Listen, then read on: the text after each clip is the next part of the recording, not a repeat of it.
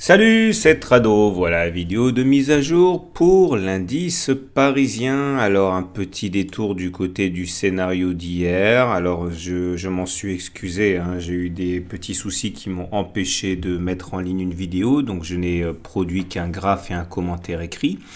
Et je disais justement hier qu'en conclusion, malgré l'équilibre apparent des forces en présence, j'envisageais que les haussiers tentent leur va-tout pour repasser au-dessus de la moyenne mobile à 7 séances, hein, qui devait absolument être passé à la hausse pour eh bien, mettre un frein à la dégringolade. Alors, quand on regarde la séance du jour, on voit que l'attaque de la M7 a bien eu lieu. On a réussi à se hisser au-dessus de la M7. On a presque réussi à aller taquiner la Tenkan.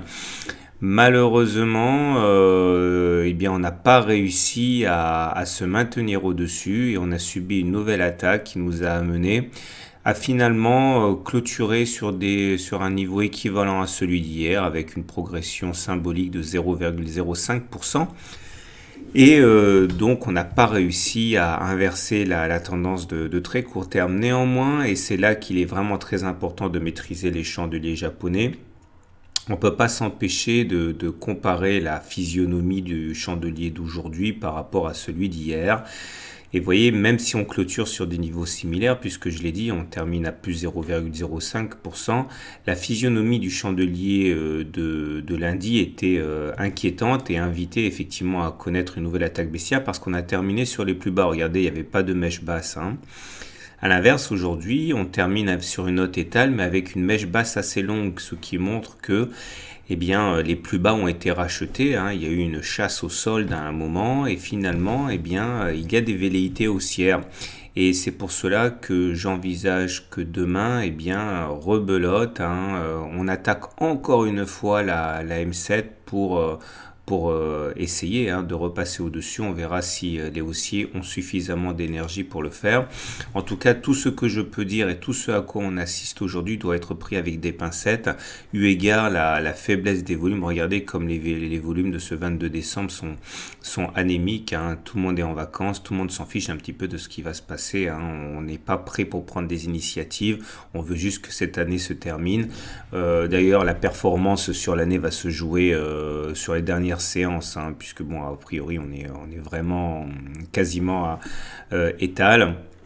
Regardez le momentum qui connaît une ascension, mais tout en étant négatif, ça veut dire qu'on est toujours en pression baissière, hein, puisqu'on est en dessous de zéro, mais cette pression baissière a tendance effectivement à se résorber un petit peu. C'est pour ça que je pense que les haussiers sont mûrs pour une nouvelle attaque de la M7.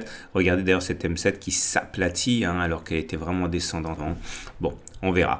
Voilà ce qu'on pouvait dire pour la séance du jour. Il n'y a pas grand-chose à se mettre sur la dent, même au niveau des statistiques. J'en ai à peine parlé, hein, une confirmation de la croissance américaine aux alentours de 2%. Bon, vraiment rien. Tout le monde veut partir en vacances et la trêve des confiseurs, hein, sera la bienvenue. Alors, je terminerai en vous invitant à vous procurer, si vous le désirez, mon dernier e-book que j'ai écrit sur un thème qui m'a sans doute été demandé le plus de fois de tous les thèmes qui m'ont été demandés, à savoir comment sortir de son trade, comment sortir quand on est en gain, comment sortir quand on est en perte, comment mettre un stop suiveur, etc. etc. J'ai vraiment mis dans ce e-book 19e de la série tout ce que je juge utile, tout ce qui m'a été utile à un moment ou à un autre dans mon expérience de trading, de day trader, de swing trader, etc.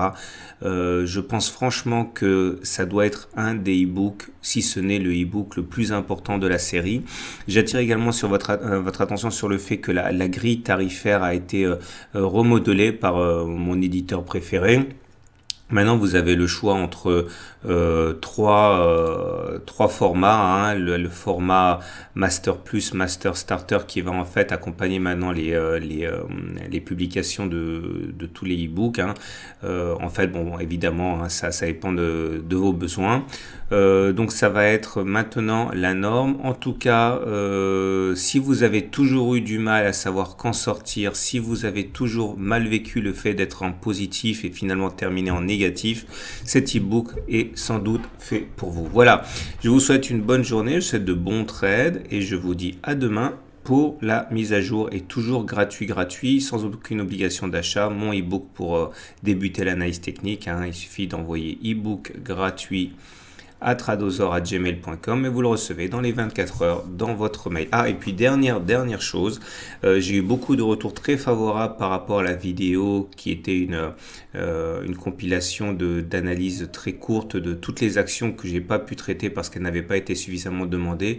Donc n'hésitez pas, hein, si vous voulez que j'analyse telle ou telle action, envoyez-moi un petit mail. Il suffit que j'ai 4 ou 5 demandes pour telle ou telle action pour que je l'analyse dans cette vidéo de compilation.